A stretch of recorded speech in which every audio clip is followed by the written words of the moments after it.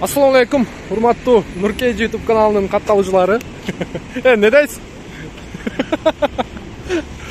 Көрүүчүлөр, мана укшак күнүңүздөр менен туугандар.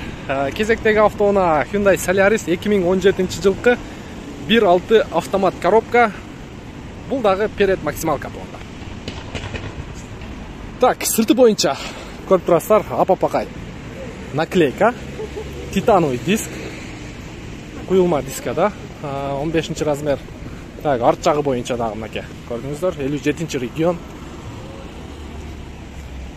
Так, эми сиздерге ички салон боюнча бир сыйра көрсөтүп коеюн. Дискалары дагы сонун экен, жарашыктуу. Машинанын цвети мокрый асфальт. Көрүп турасыздар. Полный электропакет, блокировка, разблокировка, электрический зеркаль. Оп, бисмиллахиррахманиррахим. Так. Ой, эшикти мындай басып турайынчы. Пробеги 194.879. Бул жанында датчик давления шин, антибукс, корректор фар, мультироль.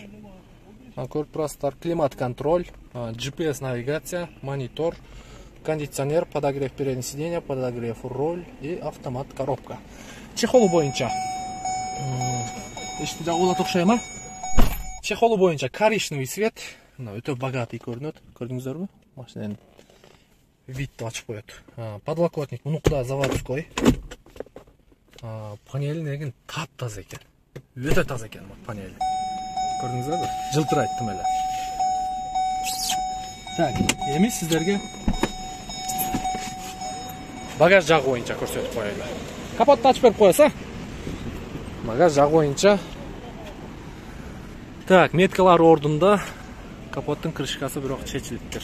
Историясын сөзсүз текшересиздер туугандар. Оң жак меткасы дагы ордунда. Ошо арткы бамперинде историясында ДТП бар деди, сары менен метка болгон.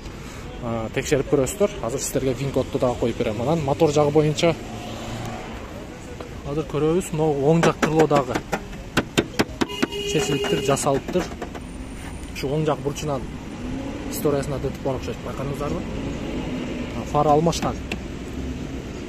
Бирок лонжеронго жеткен эмес, лонжерон жагы таза. Мотордун защитасы жок, анан оң жак крылосу.